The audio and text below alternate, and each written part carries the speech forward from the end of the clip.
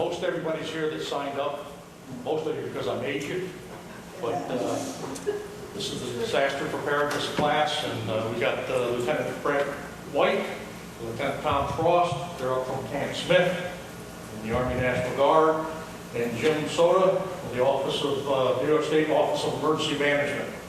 So I'm going to turn it over to these guys and let them do it. Thank you. Great. Good evening, everyone. Thank you for coming out tonight. As you mentioned, my name is Lieutenant White. I am going to tell you a little bit about the program before we get into it. It's a program that started after all the natural disasters that had happened in New York, Irene, Sandy, Lee. Governor Cuomo put this program together, and this is to give you a general overview of disaster preparedness. We're not training you specifically to prepare to one type of thing, but for many types of things, because what you'll need for one thing, you'll probably need for many others. So we're just going to give you it's a real general overview. We're trying to get 100,000 people in New York State trained, 100,000 New York State citizens. We're up to over 40,000 right now, so you're helping us get to our ultimate goal. So thank you again for coming out, especially since it's kind of a rainy night, and it's a Friday night, but we appreciate your attendance.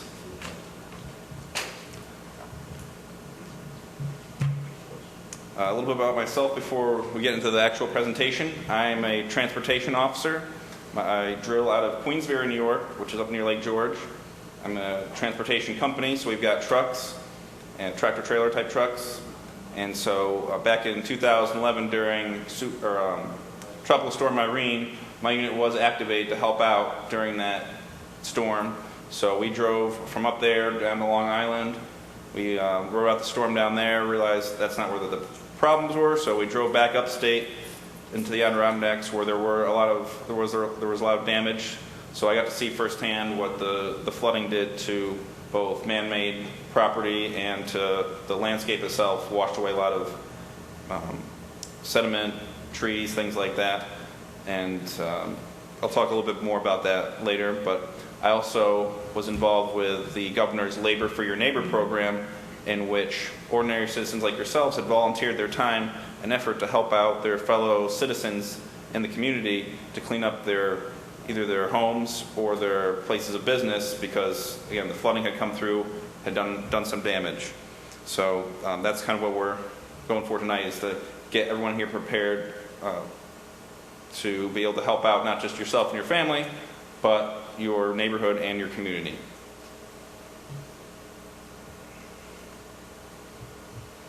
Okay, so here you can see the course objectives for tonight. So we're going to be going over how to prepare, respond, and recover to natural, man-made, and technological disasters.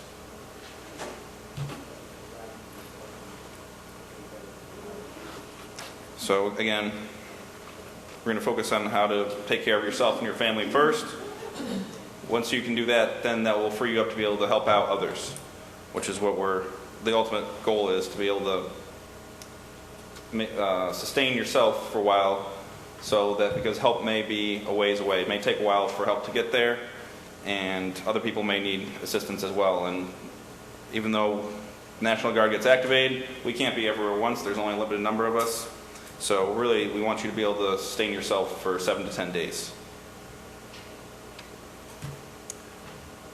Okay, so of course, we're going over part 1. That's the prepare portion. That's the longest portion.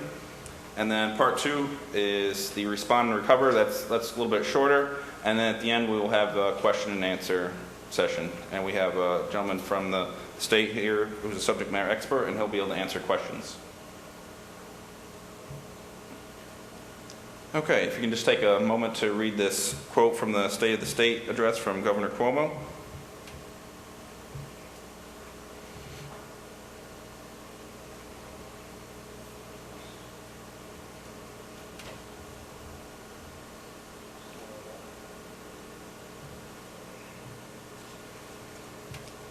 Again, this was the governor's initiative for this program.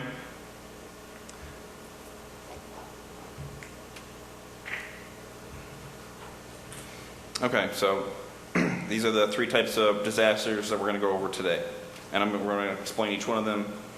We'll show you a list. Okay, so natural disasters. You see some ones there that, ice storm, tornado, things like that. What we're also going to talk about today is a little bit, figure out what the most likely disaster is for your area that you live in. So you can be prepared for that, knowing that these types of things can happen almost anywhere at any time. And here's just a list of natural disasters. You're probably familiar with most of these. It's nothing, not too much is new, common sense here. But I would like to point out space weather. That's something that everyone thinks about. And that is regards to solar activity that could impact the electrical grid and also communications because it can affect satellites. So this is also it's good to not be too over-reliant on technology because, for instance, if you have a GPS and you're trying to go somewhere, especially if it's in conjunction with some other type of disaster, and the satellites aren't working because of solar activity, your GPS is probably not going to work, whether it's on your phone or you have your own specific device. Also, power grid, that's important too. So these things do happen, so it's something to be aware of. Okay. Man-made disasters are ones that are caused by deliberate action of people or the failure of a man-made object. So here you can see a dam that failed, a car accident, and then also, of course, terrorism. That does fall under the category of man-made disaster. And here you can see obviously a picture of September 11th, but that's just one of many things that can happen. I would like to point out that near my own hometown up in upstate, there was a dam there that collapsed, and fortunately no one was killed from that, but it was not because the dam was old. It was only 3 months old, but because of the combination of design failure, they built it wrong, and they didn't use good materials, the dam broke. 3 months. So just because something's new doesn't mean it's necessarily good and it's safe. So you need to be aware of these things that are in your area so you realize that, okay, it may be a problem. You hope it won't be, but there's always that possibility. So we're trying to get you to think about things in your area that could potentially impact you in a negative way. Okay, technological disasters. This is described as a failure or glitch in technology that could cause a breakdown of normal operations. The one that probably most common, power outage, of course, these things happen. Also, any type of communication failure. In that case, when society that relies a lot on cell phone technology, it's a good idea to have a copy of all of your contact information or your important contacts and their phone numbers. Because I don't know about you, but I couldn't remember everyone's phone number that's in my contact list. There's too many numbers. So have a copy written down. That way, if for some reason your cell phone doesn't work, you might be able to get to a landline, for instance, and call someone. And this goes with other information as well. That's just one thing, your cell phone list, who are your contacts, but other information that's important to you on computers, photographs, things like that. You want to back that information up somehow, just in case it gets there's some type of disaster that destroys it. Have backup copies. Okay, this is a chart that was put together by the Department of Homeland Security. It's a risk assessment of potential disasters in the different areas in the United States. So on the right there, we start with most states, which are like the smaller states. I mean, it's significantly higher for the large and more populated states.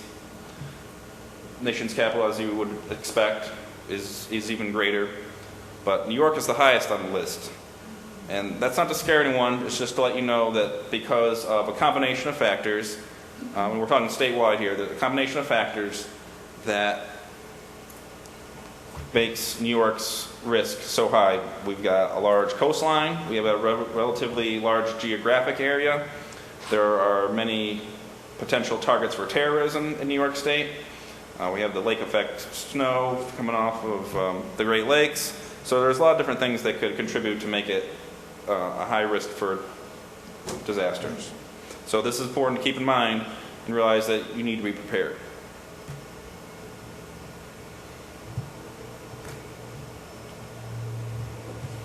I pretty much summarized what I just said. So again, family first, neighborhood, and then your community.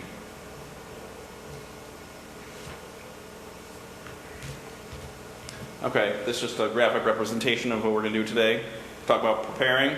That's the most important thing, and that's what everything else is built on. So if you prepare well, then you can respond, and if you respond well, recovering will be easier as well. But everything is based on preparing. Okay, here we have a sample starter go kit. This is something that you would take with you in case you were told to evacuate, especially if it's on short notice, because likely if someone's knocking at your door, you're probably not going to have much time to evacuate. There's some type of serious reason why you need to leave your home. Just to point out a couple things, there's a first aid kit in there, there's a flashlight, as you can see, some water, food, work gloves. And so this is, again, something that you would grab on the way out the door. You wouldn't need to think about it. It's already packed, it's already ready to go. And we're going to talk more about go kits later in this presentation, about how important it is to have one and what types of things you need. Some of that information is also in the Z cards that we hand out tonight as well. Okay, the main reason that preparation is so important is because the resources may not be available in a time of disaster, especially if everyone's trying to go to the store at the same time to buy the exact same things because of whatever impending disaster they may be, or usually it's there's going to be a big snowstorm, everyone go to the store, get milk and bread and groceries for the week or whatever. But if you have items in your home already, then you won't need to fight the crowds at the grocery store to buy these things. You're already going to have almost everything you need to last, or you will have everything you need to last. Again, we're aiming for 7 to 10 days, because you never know what's going to happen, and that's assuming that there's some advance warning. You may not know that there's an advance warning. Something may just happen, and you have no time to get anything. So time is important. This spring, I have a cousin that lives in Baltimore. They had a curfew there because of the rioting going on. So again, you don't know what's going to happen. But if you were prepared, you would have these things. So in case they had to go out in the middle of the night, the curfew I think was 10 p.m. So if they needed to go out and get something after that time, they would have been stuck unless it was a true emergency. Again, just something that you wouldn't think of, but you want to be prepared for, because these things will be, the preparation will prepare you for any number of these incidents. Also, you want to put together a plan of what to do in case of an incident, keeping in mind that you may not be at home when something like that happens. So again, we're going to go into more of this in detail. Okay, so the main 3 steps are you're going to develop a family emergency plan, stock up on the emergency supplies, and be aware before, during, and after a disaster. Excuse me.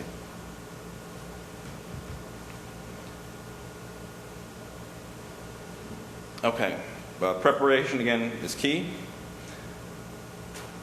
And in regards to developing a family plan, like I was already mentioning, you want to go out, figure out what's in your area, what are the most likely things to impact your area, and make some plans with your family on how to respond if one of these types of disasters occurs. So you want to get everyone together and make this plan, and then ultimately you want to run it sort of like a fire drill, because when a fire alarm goes off, everyone knows what to do. Same thing if you practice with a disaster plan. Once you make the plan, you practice with it. That way you'll know what to do in case of emergency, and it'll be something that you we know what to do. We've practiced before. But it's also good to know what other local resources you have in your community. So whether it's government agencies or places like the Red Cross, you want to be able to contact them, get additional information. Because again, this is just a very basic general overview, but there's a lot more information out there, both through the government, and we'll show you the website is also on your Z card. So you can go there. There's a lot of information there as well. But again, when you're doing your planning, also think of, again, different types of disasters, because different disasters are going to require a different response, obviously. One of the main things that we want to focus on is having a place to meet both outside the home and outside the neighborhood, because in case you can't get back to your neighborhood, you want to be able to meet up with everyone, especially if that's in conjunction with a communication failure, and where everyone's trying to call everyone at the same time, might not work. So if you already have a pre-designated place to go, everyone's going to know to go there in case of whatever the disaster is. And that's pretty much the emergency communication plan. Where are we going to go? You already know. That way you don't have to communicate. But also, again, this is where the phones come in handy. If there's landlines and you have phone numbers in hand, you can potentially call some people. And one important thing you might want to do as well, it's a good idea, is to have a point of contact outside the immediate area. That way, if the disaster is impacting you in this area, but if you have someone that lives, hours away or whomever, wherever, whether it's a family friend or a family member, that you can all call that person and they can sort of coordinate, say, oh yeah, everyone else is checked in, everyone's good, but you may be all spread out. And that'll be important for whatever happens. That way you can let someone know outside the area, so your families and your friends aren't worried about you, and just so you let them know what's going on. Also, you want to know your escape routes and different ways, because the way you may usually go, you might not be able to go that way because of whatever the case may be. So you want to have different avenues of a way to exit your area and get to a safe place. Also, you want to have a plan for your pets, and because you do not want to leave your pets at home. You want to take them with you so that there is no, you don't want to leave them home because they're going to be impacted by the disaster just as much as you. And if something's very serious, you don't want to put someone else's life in danger trying to rescue your pet because you decide just to leave them there, or just let them off the chain or whatever and just wander around. You don't want that.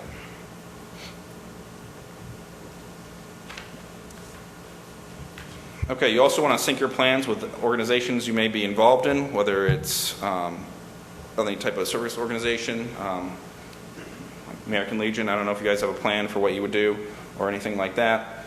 But again, if you have kids in school, grandkids, what's their plan for the school in case something happens? Knowing what they're going to do will help you plan what you're going to do. And so again, you want to have a good plan with knowing what your business, if your place of employment, what's their plan in case of disaster. Figure out what their plan is, and that way you can plan around them. Okay, as I mentioned, there's a lot of places to get additional information, both within your community. You can talk to places like the Red Cross, Salvation Army, faith-based organizations as well.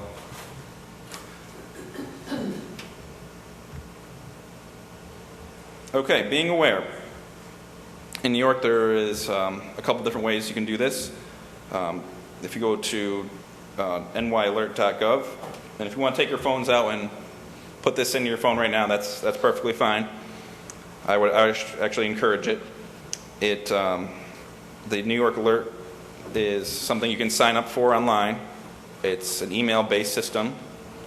So you can put in, like, for instance, your home zip code, but also maybe your work zip code, or someplace that you go often. It will send you alerts for that area. It's not just weather alerts. It's other alerts, traffic.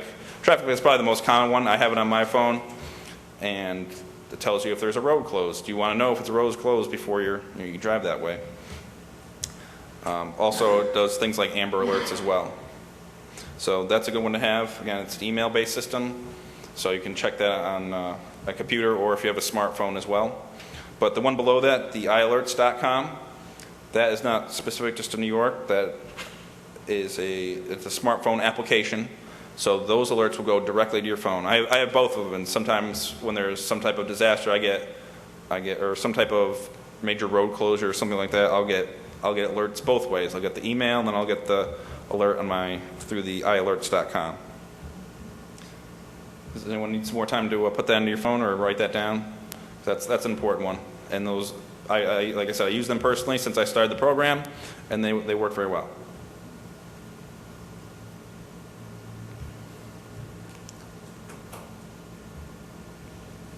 Okay, moving on.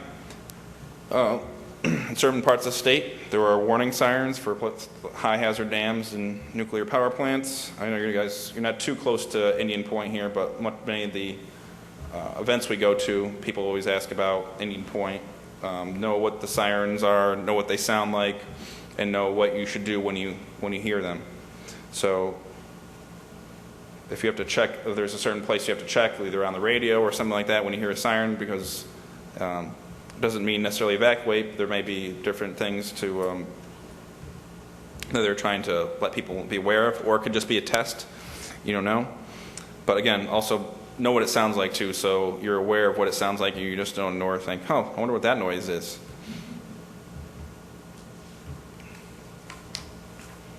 Okay, and then we have the emergency alert system, which you probably know is interrupting your regularly scheduled radio and television programs. So these are sources of official information. So you should listen to the messages that come across these through these messages.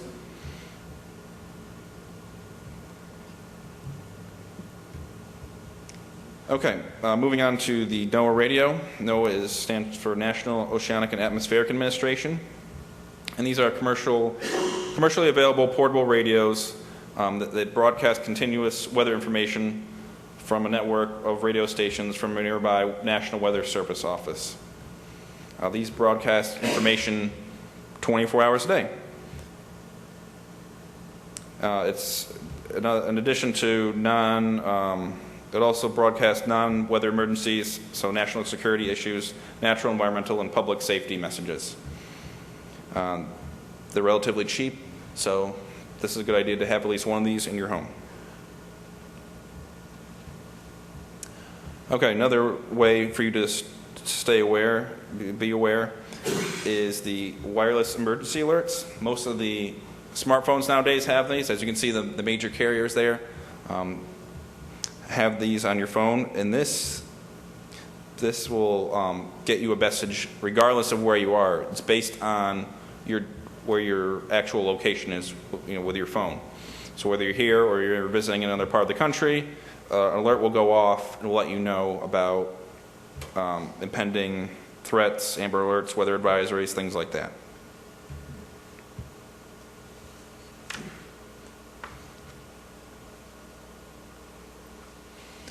Okay, getting involved.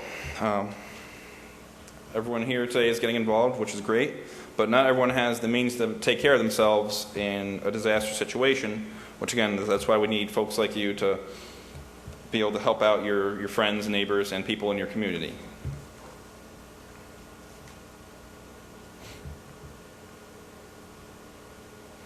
Okay, so moving on to the preparing your home and family for disaster. You want to know what not only your immediate needs are, but also for your neighborhood and your community. Especially if your neighbors, you have neighbors that may be handicapped or have many small children, or maybe they have special needs or something like that, that they may need extra help in case of disaster, that again, you might be called on to help them out, or think proactively, well, I'll probably have to help them out, so maybe you can coordinate your family response plan to work with them. But also, it's important to remember that just because a disaster happens doesn't mean you're going to be at home when that happens. You could be at work, you could be on vacation or something like that, or just down at the store. So you want to keep that in mind as well when you're coming up with your disaster plan. So that's important to again keep in mind. One of many things when you're coming up with your plans. Okay. In regards to fire safety, you want to try to limit the amount of combustible material you have at your home, unless it's very safely stored. But you don't want to have too much, because if some type of disaster could potentially make that worse, so make that a liability, whether it's a flood and getting into the water, or if a fire obviously would be bad because of combustible material. So store a reasonable amount. Obviously, if you have a generator, you're going to need some fuel depending on what the situation is, but we're looking to make sure you don't have gallons and gallons of barrels that are not very safely stored, because you don't want it leaking into the water supply, or again catching fire, which would make things much worse. Some common sense things here. Smoke detectors. You want to make sure you have smoke detectors. Make sure the batteries work. Test them occasionally. One good method to test them is every time you change the clocks, test your fire alarm, make sure it works. I think we have to change the clocks here relatively soon anyway, so you'll be testing them soon, and make sure they work. Okay, in regards to fire safety, make sure you have fire extinguishers in your home, because not all fires can be put out with water. But just having the fire extinguisher itself isn't good enough. You also know how to use it. The proper method is pass. So you're going to pull the pin, you're going to aim, squeeze, and sweep. So that's the acronym we use, pass. And I'm going to quickly go over the types of fires. Class A, and there's also some names we use to make it easier to remember them. Class A is anything that is ash. So if it's like wood or paper or something like that, when it burns, what's going to leave is ash. Class B type fire is, we're going to say B for boil. So if something that boils, like a oil or grease or something like that, that'll boil. Class C is for anything that has a charge or an electrical current into it. And for B and C, you don't want to use water on those because that will make it worse. Only use water on Class A type fires, and for the others, you will want to use a fire extinguisher.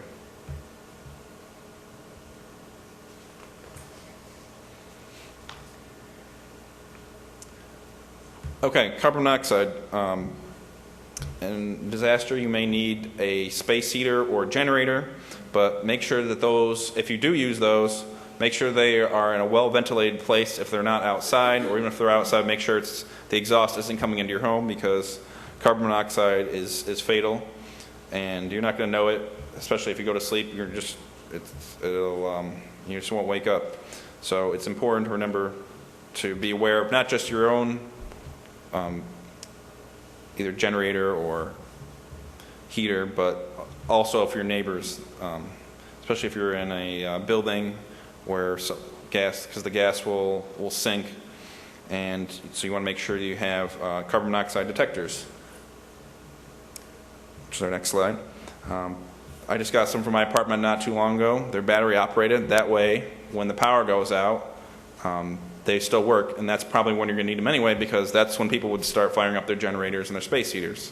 So they're battery operated, so if something happens, I have one in each of the bedrooms, so that way it'll wake me up if there's any type of carbon monoxide poisoning or any type of presence in the air. And that could save your life. That's just as important as a smoke detector, if not more important. Okay, getting into your homes. You want to make sure that you know what your homes have in regards to utilities. And you also want to know how to turn off where your utilities are, where the turn-off points are, and how to turn them off, and make sure you have the tools to be able to do so if it requires a tool. Because in certain situations, you may need to shut off one or more of your utilities in order to make the situation better or not make it worse. We have this important disclaimer. You're going to see this more than once. So once you turn off any utilities, never attempt to turn on any gas, electric, or water connection until the system has been inspected and approved by a professional. Okay, moving on. Okay, so here you see a couple of different examples of fuse boxes for your electric. Usually they're in a utility closet or basement. You should know where they are. Make sure they are correctly labeled. Excuse me. And also know where to find them, especially if the power's out. You might have to find them with a flashlight. Keep that in mind as well. So make sure they're, again, easily labeled, and you can easily access them as well.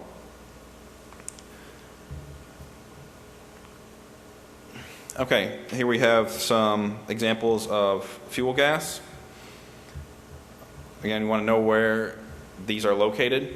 The series of pictures on the right, the two pictures there, the one on the left, or I'm sorry, the one on the right, where the handle is in line with the pipe, that means the gas is flowing. But when you turn it 90 degrees to the left, that's when it is not flowing, because it's if you've turned it, it's no longer, the handle is no longer in line with the pipe.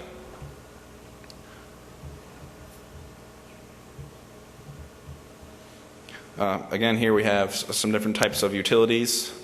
Some of them are basic as righty-tighty, lefty-loosey in terms of turning these things on and off.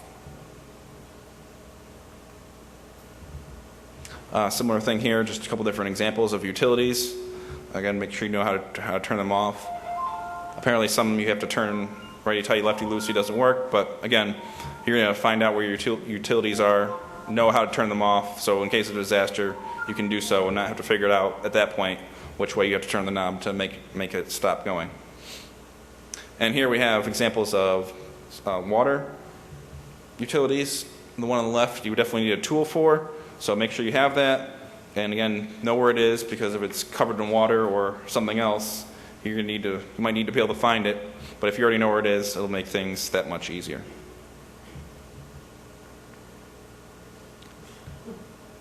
Once turned off, never attempt to turn any gas, electric, or water connections until the system has been inspected and approved by a professional. Also assumed all down power lines are live. You should follow guidance from local authorities on when to turn your utilities back on, but again, have the professional look at it. Okay. In terms of insurance, you want to review your insurance when you have a chance, when the storm's not happening or the disaster's not happening, so that way you know what's covered and not covered by your insurance company. So you want to know what your rights and responsibilities are for your insurance, and probably one of the best way to do to cover yourself is to take photographs of both your home and your possessions inside your home. That way you have a before picture, and after the disaster you can take another picture, say this is what it started with, this is what happened to it. The important thing though is to make sure you have a copy of those photographs, not where the disaster is going to happen, because if it's on your home computer and then your computer gets destroyed in disaster, those photos are going to be gone. My suggestion would be to back them up on a USB drive, and what I have a USB drive on as a keychain, one of my keychains, so that way it's always with me. Excuse me. That way, wherever I am, that's where the photos are, that's where my important documents are, and so you'll at least always have those. And that will go for other important documents too. You might want to keep copies of important things backed up somewhere else, and not just backed up, but backed up in a separate location.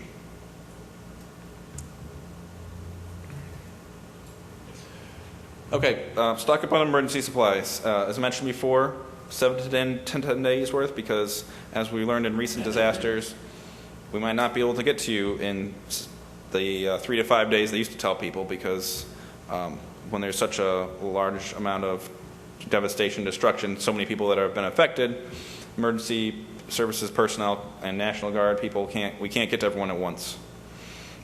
So 7 to 10 days at least.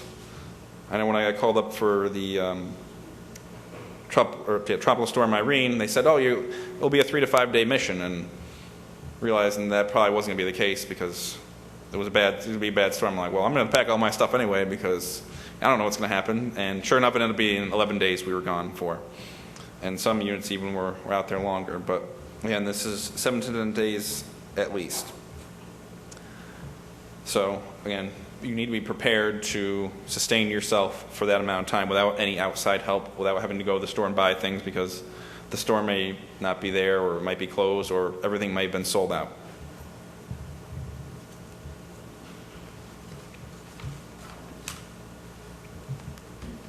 Okay, so in regards to what you want to have for your emergency supplies, we're going to start with first aid kit. This is a list of some of the bare minimum things that you would need for your first aid kit. So you want to have this, and in case you need some type of medical attention, this is a very basic level of care. And we'll talk about getting first aid later, but you want to be able to do these things. That way you can lessen the burden on emergency services who may need to rescue someone that's in a life-threatening situation, but if they're picking up someone because they have a small cut or a bruise or something like that, that's going to max out the resources that are probably already going to be stretched. So these are just some of basic supplies. You can get obviously more, but it's important to have at least some medical supplies on hand. Okay, protective supplies. You're probably going to need these as well, and whether or not it's in the actual during the disaster or if it's going to be when you're recovering after the disaster, when you're cleaning up, because again, hardware stores may be cleaned out. They may not have the things you need to be able to clean up or whatever may be the case. So like work gloves, things like that, shovels, you don't know what you're going to need to do. But one of the important things I want to highlight is the closed toe footwear. If there's some type of emergency, you don't want to be evacuating in flip-flops or something. You want some heavy-duty shoes or boots, something like that, because you don't know how far you're going to have to walk, first of all, but also you don't know what you're going to have to walk through. So the more protected your feet, the better. Okay, so food, that's obviously an important one. Keeping non-perishable items on hand is a very good idea. I know I have some old MREs at home, some of the meals ready to eat. I don't necessarily want to eat them, but if I had to, I could. They're there, and you never know. Also, canned goods are good because they're usually non-perishable, but also make sure that if you have canned goods, and you have a lot of them, that you have a manual can opener, because if the power's out and all you have is an electric can opener, you're going to have to figure out how to get the food out of the can without the opener. That's probably something you don't want to have to do during a disaster. Also, common sense thing, check the expiration dates.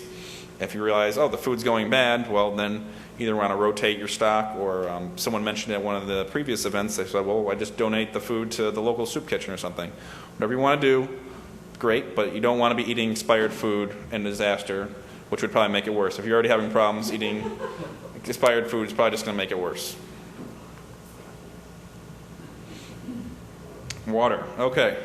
There are many things you can live without during a disaster, believe it or not, but water is not one of them. So make sure that you have enough water for not just drinking water, but for all of your needs, and make sure there's enough for obviously everyone in your family, to include your pets. You can see on the screen here, 2.5 cases of water per person for 10 days. That's they can add up pretty quick, depending on how many people you have in your home. And again, that's just the minimum. You want to have at least that much, and because you don't know how long the water may be out for. And we'll talk about boiling water here in a minute, but yeah, it's important to have have enough water. Okay, hygiene supplies, also important. And while you may not run out of toothpaste right away, there's some things that you're going to want to have some extras of, like prescription supply. If you have prescription medication, make sure you have enough of that, especially if it's something that's critical. Also, toilet paper, that's really good to have. You don't want to run out of that, and if you do, you'll probably only make that mistake once. But fortunately, the toilet paper is relatively cheap, and the last I checked, it doesn't have an expiration date, so you can go and stock up on as much of that as you want. Okay. Tools, another thing to keep in mind. Again, you don't know what you're going to have to do during a disaster, so it's good to have a variety of different tools on hand that you might be able to do things with, whether it's protecting your home or whatever the case may be. Local maps, good idea, again, because if the power is out and GPS is down, you want to be able to figure out how to get out of a certain place, especially if there's certain roads that you can't take out. There's also some other good ideas up there. You can just read them, or you can take a picture with your phone if you want. A lot of this information, again, is on the Z cards, and it's also on the website, so you can go there and get more of this information if you feel like you didn't get enough here or didn't have enough time to write it all down. Flashlight's also a good one. It's a common sense thing. Okay, document holder. Especially if you're evacuating, but you want to make sure that your important documents are protected as well. Things like birth certificates, passports, So you want to have document protectors, and obviously you're going to want to put it with your emergency supplies, so that way you have to go, you can take those things with you because those are irreplaceable documents or very difficult to replace documents. So make sure you have those with you.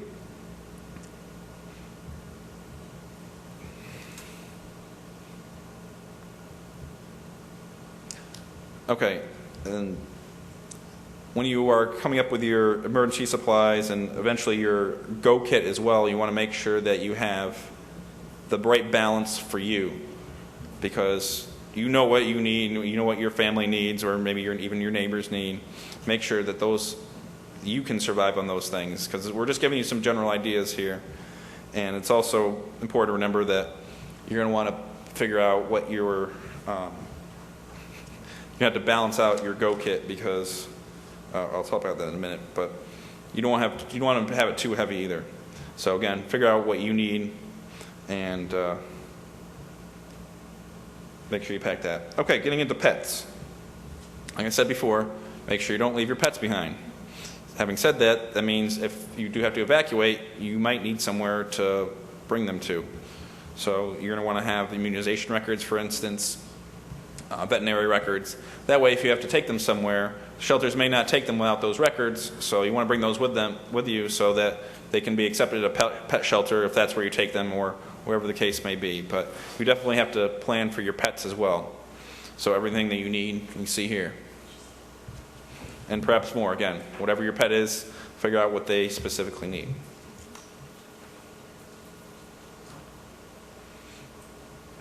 Okay, going back into the actual go kit. The go kit is supposed to be a smaller supply of all your emergency supplies that will last you between 48 72 hours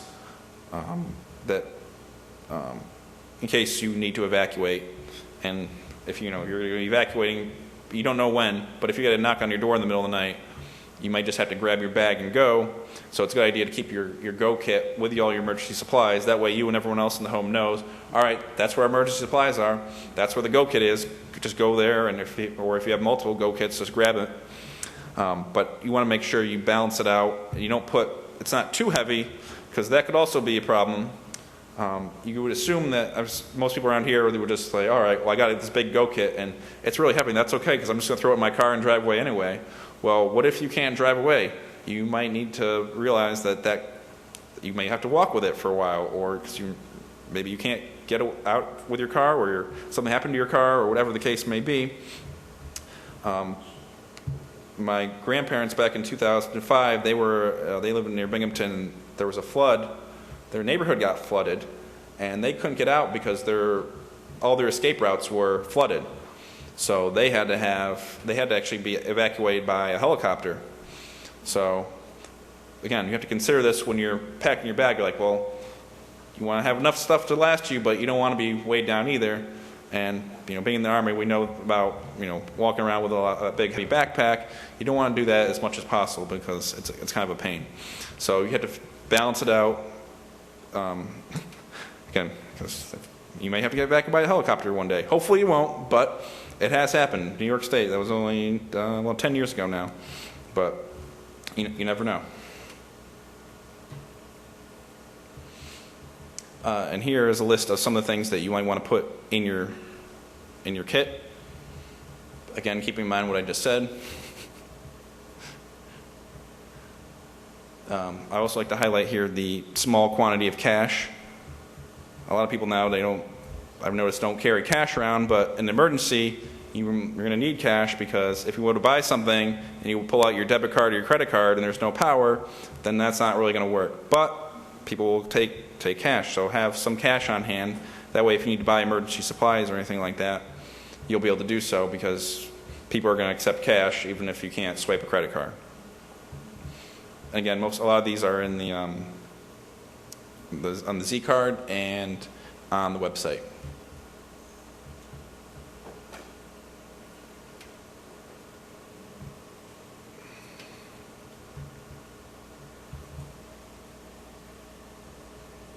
Okay.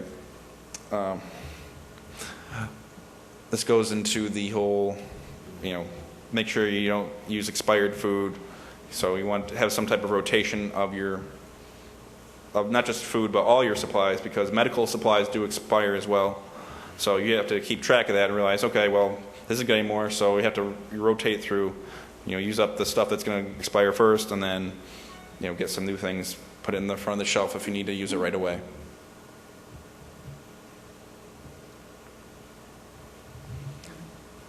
Okay, again, with first aid kit's great to have, but make sure you know how to do some basic first aid things. This is basic stuff here. Just make sure that if you're going to be treating someone, make sure that it's in a safe location. Only train the person at the level that you've been, or only help the person to the level that you've been trained at. Don't try to do anything that you have no idea what to do, but you think they need help. And if it's a true emergency, then yes, call 911. But learn what you can. That way you can help people and lessen the burden on the emergency services that are going to be maxed out in a large disaster.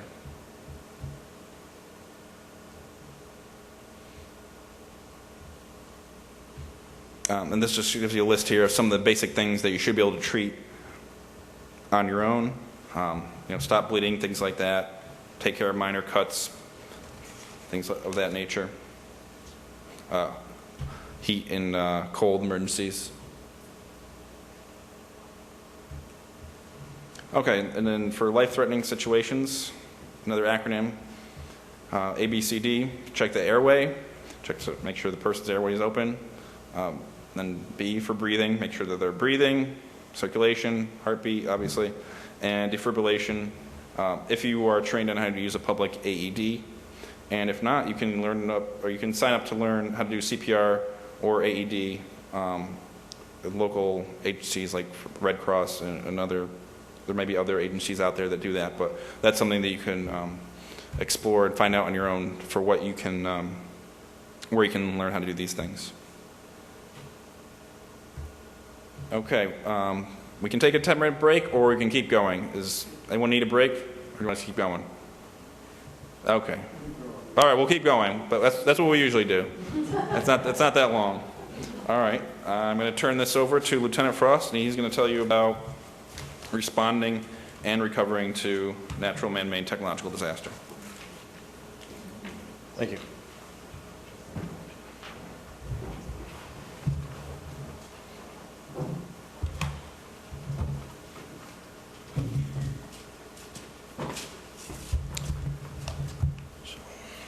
So, good evening, everyone.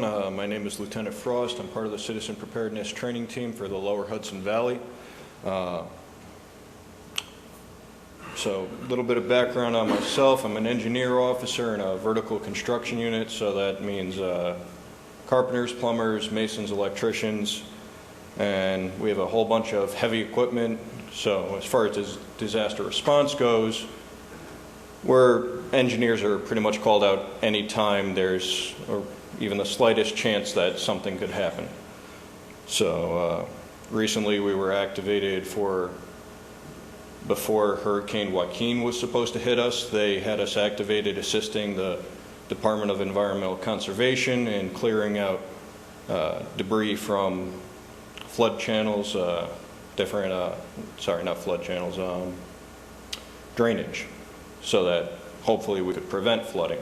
So we got activated before anyone else in the state, and then deactivated because the hurricane thankfully decided to go out to sea. So that's part of the reason that I became an engineer, always getting called up, always busy. The other reason, they let me use explosives. So that's like 90% of the reason I became an engineer. But, all the other stuff is fun too.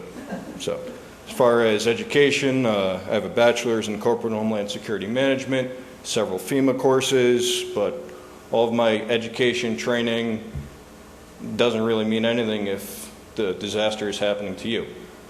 Every disaster happens at the local level, happens to, the local town, city, village, or even just in a motor vehicle accident. That is a man-made, disaster, depending on, what could happen. I was recently involved in a motorcycle accident, and, knowing how to take care of myself if I ever became injured, I always carry medical supplies with me in my jacket in case anything ever happens, and kind of understanding what the response would be if I was ever in an accident really helped. So that was a disaster for me. So thankfully it was relatively minor, but just goes to reinforce that, it's my belief that the most important aspect of anyone being prepared for a disaster is understanding what that disaster could possibly be and how to properly respond and recover from it. So I really love this course and this program. I've been with the program since it started back in February of 2014, and really would like to say thank you for coming tonight and being part of the Citizen Preparedness Corps. Part 2 is a lot shorter than part 1, so enough about me. Once disaster strikes, again, you are the first responder. For your home or your neighborhood, you have 2 options. Shelter in place, this is where you stay in place, possibly in your home. This does not mean that you should weather out the storm if evacuation orders have been given by authorities. The second option, you have evacuate. Following instructions put out by local authorities, you'll have to move to the nearest shelter in your area. This is where the research and time you took in the preparation phase is really going to pay off. You're not going to be scrambling at the last minute to throw stuff into a go bag or a box, whatever have you, trying to figure out and argue with the GPS where to go if something's flooded. I've had GPSs literally tell me to take right turn after right turn after right turn, right turn. I almost threw it out the window. So if you already know where you're going, how you're getting there, not going to be an issue. So when sheltering in place, gather your own family, and then you check on your neighbors. That they're already going to need assistance. You put your communication plan into effect, update that out-of-town point of contact on where you are, just in case any family members or anyone else are trying to find out about your whereabouts. And as previously mentioned, make sure that you operate any generators or heaters in a safe manner and ventilate. No carbon monoxide poisoning for you, hopefully. And again, you got those things running. Carbon monoxide detectors, you're going to have carbon monoxide around possibly. Good idea to check them as well. So, moving on, should shut off all your utilities with the methods mentioned in the previous preparation plan. Again, treat all downed wires as if they were live, and be sure you keep off the roads to allow emergency services the ability to get around and provide much needed assistance to others in the affected area. Also monitor your radios, TV, apps, social media, whatever have you. Stay up to date on news or weather alerts in your area. So, a boil water order is issued as a precaution due to possible or actual contamination. These organisms that could be in your water can cause illness, and this may occur when physical damage has happened to the water system. Should there be any question as to the quality of your water, ensure that you just follow the boil water order steps that I'll cover in the next slide.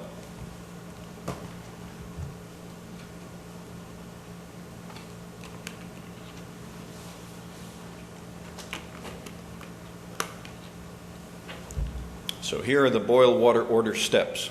First, you strain the water with a cheesecloth, coffee filter, any kind of clean cloth material.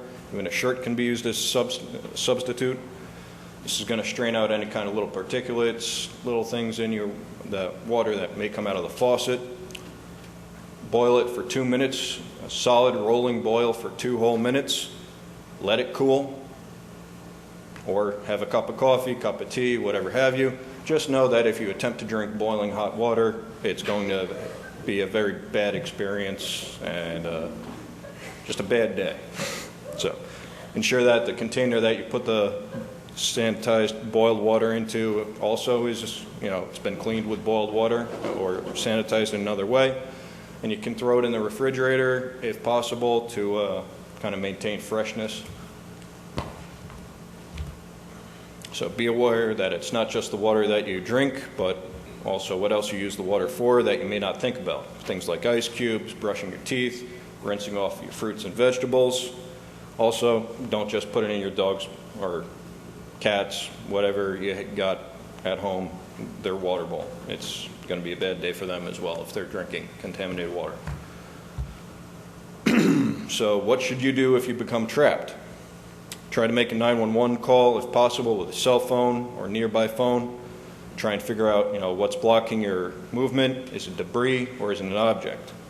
Try to call for help using means such as whistling or banging on objects to avoid exhausting or dehydrating yourself. It's a lot easier for me to do this than it is to do this for an hour.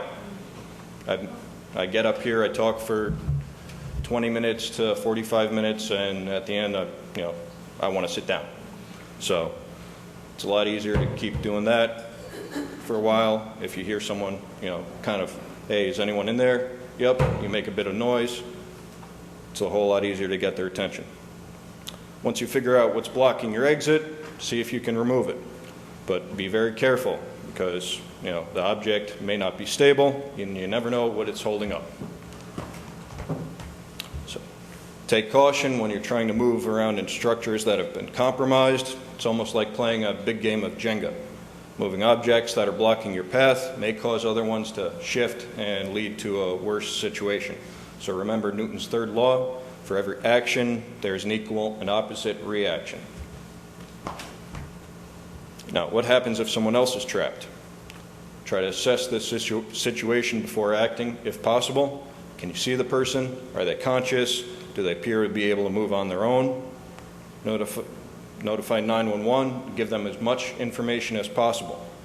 Ask yourself, can you free them safely without becoming, a victim yourself and trapped? So don't become another victim that needs rescuing. If you crawl into a collapsed structure and it collapses and, knocks both of you out, no one knows you're in there, no one knows how long you've been in there. If they get on the scene, it's going to be, your safety is utmost importance. So when someone else is trapped, the situation can be very emotional. The decision to attempt to rescue them has many variables, but keep in mind, your safety, number one concern.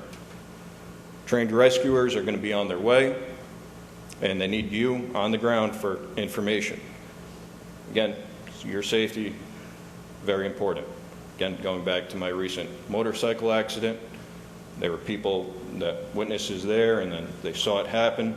They came over, started talking to me. They got information that they were able to pass on to the first responders, how old I am, what my name is, if I lost consciousness, all that kind of stuff. It's very helpful for emergency services to know the condition of a victim in any kind of situation like that. So if you crawl into a structure and it collapses and you can't give them that information, it makes things a lot more difficult. So when you received evacuation orders or you decide it's time to evacuate your home, make sure everyone around you knows that you're leaving. You do so in an orderly manner and follow all official instructions from local authorities. You execute your PET plan, and if there's enough time, secure your home by turning off your utilities, locking up doors and windows, and boarding them up if necessary. So when evacuating, it's important you take a go kit, ensure that it is portable with all your essentials. Again, keep your communication plan going with your out-of-town point of contact before, during, and after you arrive at your location. And do not return to your home until authorities have given the notification that it's safe to do so. And, a little bit of personal experience with go kits and such. If you have a bag already packed up, if you need to evacuate or you need to grab it and go, you check the contents, make sure that everything's in there, especially if you have kids, because I have a niece and nephew that found my emergency thermal blankets, those ones that you unwrap, and they're very good for making forts, apparently, in living rooms. But, if I didn't, they took like 10 of them, and they had a good time. But if they did that, cleaned it up, and then I didn't know that they took all those and I went to evacuate, it would have been a bad day. So if you need to grab your bag and go, check the contents. So once the event is over, local authorities have cleared your area for safe return. The recovery phase will begin. So it's senseless to have a fatality or any other kind of injury during the recovery phase after you survive such a huge event. So as you make your way to your home, ensure you keep your communication plan going between your loved ones. Don't enter your home before checking on the structure and its surroundings. Should it have any obvious unsafe damage, have it checked by a professional. Some kind of common sense stuff, but try to have a checklist in mind when you're going back to your home. You don't want to rush in. It can be a bad time. Have your utilities, again, inspected and turned back on by certified professionals. Before you use any kind of appliances, make sure you check them for any kind of water or smoke damage before you plug them in. So as you come back to your home, check the surrounding area. There's going to be some debris in the exterior, as well as possibly the interior, depending on the level of damage. You'll have waste and debris that you'll have to dispose of, and certain kind of things you'll need to follow directions from authorities on how to safely dispose of different types of waste. So in the preparation phase you took before, start taking the after photos of stuff that you can turn around and show to your insurance company. Hey, this is what my living room looked like before. Now there's a big tree in it. I didn't plant the tree. I didn't want the tree there. It came in, made itself right at home. Now there's a huge hole in the wall. Here's pictures. It's going to help you get your insurance claim in and get that ball rolling. So it's good to be aware of any kind of scams and report them to local authorities. Just because you can kind of tell if someone's trying to pull one over on you and get money or anything else from you. It's like, yeah, nice shot, whatever. You move right on. If you don't report that to local authorities or anything, next person that they target may not be so lucky. They may not pick up on it. Also, contact disaster assistance programs that may be available in your community as well. Another safety warning about not turning on your utilities without professional assistance and being careful around all downed wires. Consider them live. This is in here multiple times to really get your attention. So, it's a very confusing and turbulent time. It's important that you don't forget to take care of your emotional needs. Surviving a disaster can be physically demanding, but also emotionally demanding. It's a whole lot to take in, and for the most part, those kind of emotions, they're going to subside over time. With that being said, it's important you keep an eye on yourself, your loved ones. If you kind of get the feeling that someone's not kind of quite right, talk to them and get them help if they need it from any kind of a professional that could deal with that. So should you notice you or your family members experiencing distress, again, please seek counseling. You do it either from a mental health professional, clergy member, or any other kind of trained professional. Don't ignore the need. It can creep up on you, and it's just easier to talk about stuff sometimes. So again, we have the circle of life here. It starts with you and your family. You know how to take care of yourselves, and then you can branch out into your neighborhood, help your neighborhood, and then your community respond and recover a whole lot faster in the event something ever happens. So should you want to volunteer any further, there's opportunities for persons with technical specialties, electricians, landscapers, engineers, many more. You can also be trained and certified to perform disaster response and recovery activities. To find out more and sign up, go to the website again, prepare.ny.gov.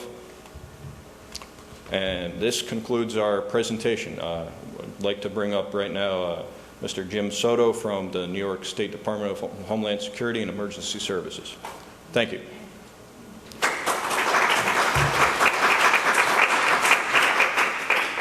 Basically, at this point, if you have any questions on anything with regard to preparedness stuff, obviously our colleagues from the National Guard and the Division of Military and Naval Affairs. Supposed to stand over here, is that what the next was? Okay. But if there's anything we can help you out with, obviously there's a variety of different tools. You've got the Z card. Don't take advantage of the fact there's a great deal of information, but also recognize that it's not the only information. There's much more. And you really do, as the lieutenants have said, You really do have to customize what you need, whether it's pets, whether you have family members, whether you're taking care of other family members. You need to customize what you need specifically so that it serves your needs. And you're the only one that really knows what you need, what you expect to have. Anyone have any questions? We're here to answer anything specific to your area or anything at all. Anybody have a go kit? All right. That's a good start. That's a good start. Who would determine where we need, say, a local building or a home? Well, think of it this way. If something were happening here in the village, in your area, where would you want to, if something was here that would affect just, let's say, your street, where would you want to go meet your family or friends so that everybody could kind of account for each other? Then you should also take into consideration someplace outside of this area so that if we get an ice storm, it's not just going to be here in Hopewell. I live in Burbank. It's going to affect us too. So I also have a plan where I'm going to meet my wife who works in Poughkeepsie up in Kingston. We're hoping that that's far enough. So you have to kind of think of something local so that you know where your family is.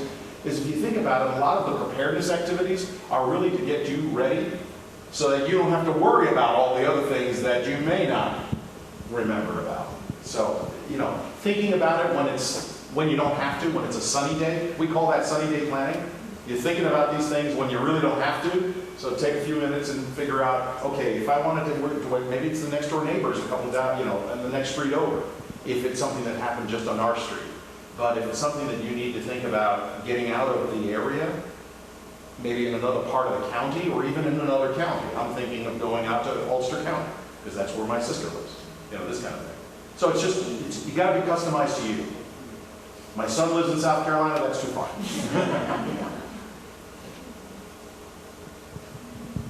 Anyone else? I know. Sure. You were discussing this and Oh, I'll read you now. I was just going to share that my church in Putnam County is a designated place for a school, a pair of schools, the Kent schools, if you're familiar with them. like an evacuation point? Yes, Okay. if there would be an incident at the school. And so if something was established in this general area for us, I guess, in our area, that would come to us, I guess, through the radio or television, or if we even had access to those things, given whatever the emergency. Sure. I Was. mean, again, depending on what the local plans are, there may be already locations. Are they established. posted somewhere? The first place I would check is the Dutchess County Emergency, basically the county website to see if there's anything there. The next place I would check to see what is available here in East Fishkill and see if there's anything on your website. And again, I'm not familiar with all the websites. Sir? I'm good. Excuse me. Thanks, Sean. You're inviting us all to your place. Well, I have to, you know what I mean? I'm the town supervisor here in East Fishkill, and what typically happens in an emergency, say we've had hurricanes, floods, ice storms of that nature, Dutchess County may declare a state of emergency, sometimes more local. The town, we will declare a state of emergency and fax that up to Dutchess County 911. In the event that that happens, the county or us will establish areas to go to.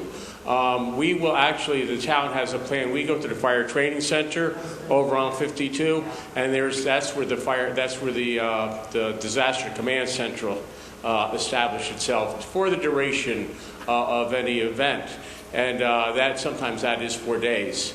I can't think the last one, the big storm we had a few years ago, took down a lot of trees, what have you, the hurricanes we've had, and that's what happens, and you will hear over the radio or however they can get the word out. They just kind of say, go to John Jay High School, and sometimes that's been a disaster evacuation type of area, and 911 is very, very good about going down there and making sure there is food, water, and heat and everything that you need. So in the event of a disaster, I got to say we do depend a lot on Dutchess County 911, and they do a great job. And again, if there is a disaster, we will be over at the Fire Training Center coordinating with Dutchess County 911. But that's typically what we do. sometimes we're here, unfortunately, I don't even have a generator in the town hall, so if we run out of power here, they have backup over there.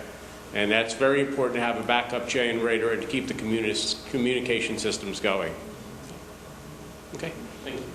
Thank you, sir.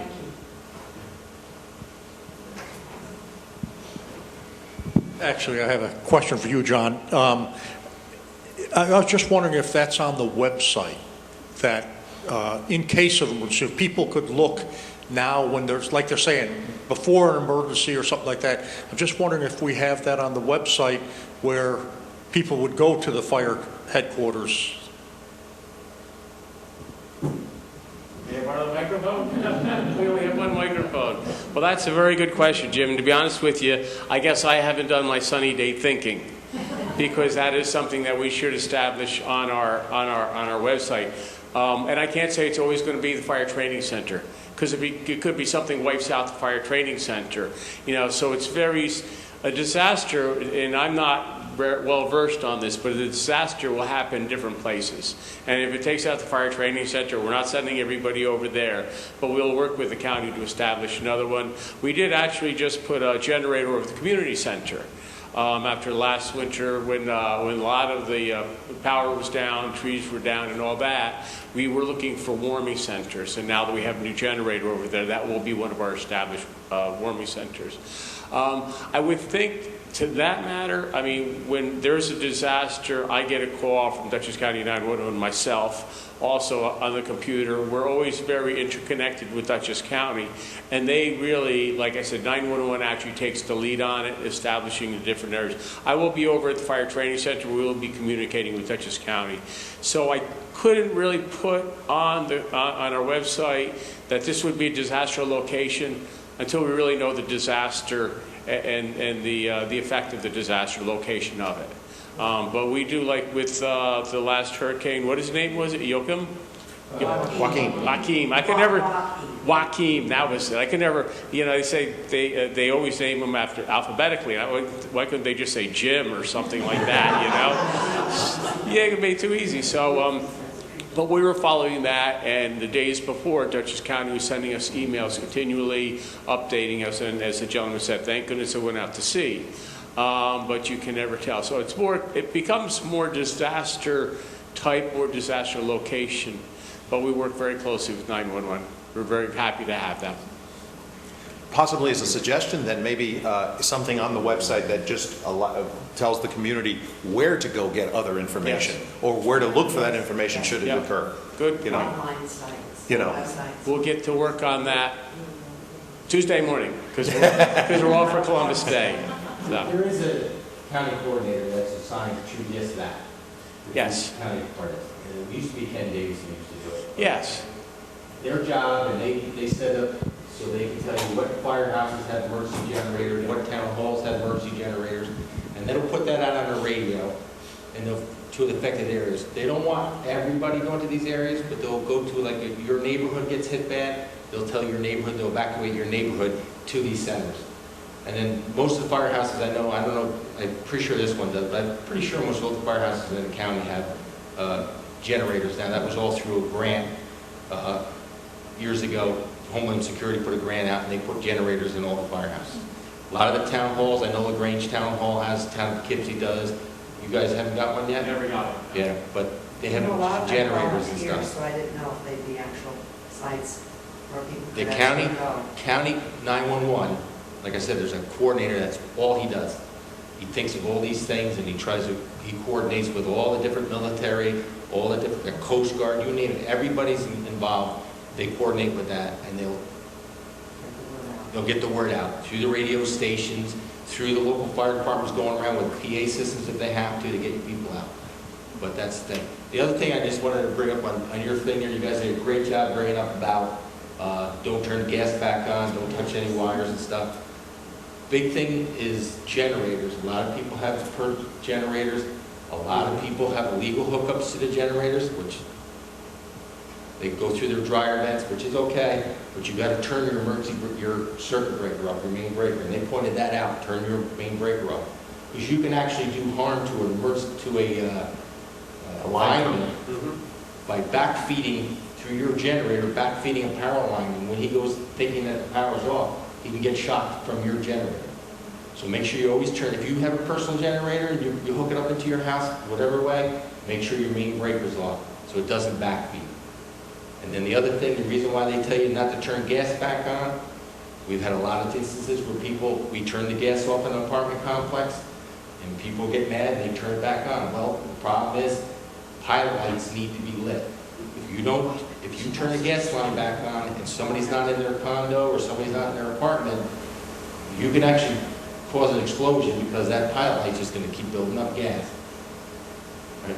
A lot of times when we turn the gas off, we lock it, like a complex or something. We turn the gas off, we put a padlock on there so nobody can turn it back on. In your houses, though, underneath a lot of your appliances, your gas dryers, your gas stoves, there'll be a quarter turn off, like he said. The ball valve, if it's in line with the pipe, it's on. If it's not, it's off. You should never have to turn your gas off unless it's you have an instance where your house is flooding or something like that. You might want to turn off your gas and turn off your light.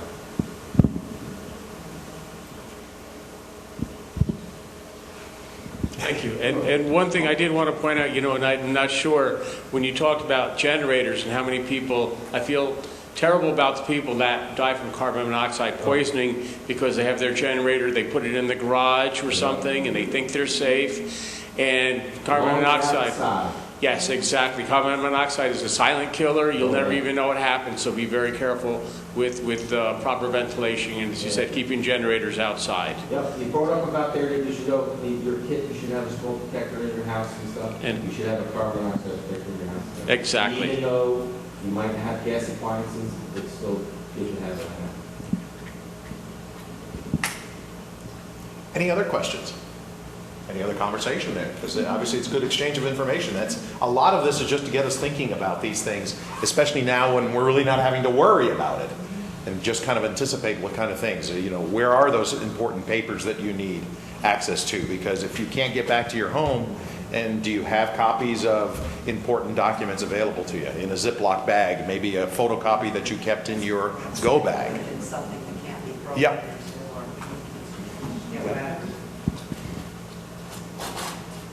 Well, thank you. And thank you for coming out this evening.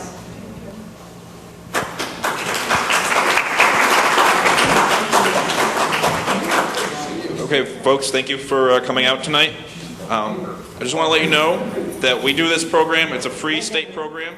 So if you would like us to come to your school, church, business, any place like that, Boy Scouts, Girl Scouts, we have a sign-up sheet in the back where you can sign up, and we'll get in touch with you, and we can set up another event somewhere.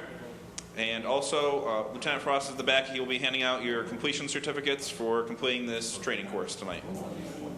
Other than that, thank you again for coming out, and have a safe trip home.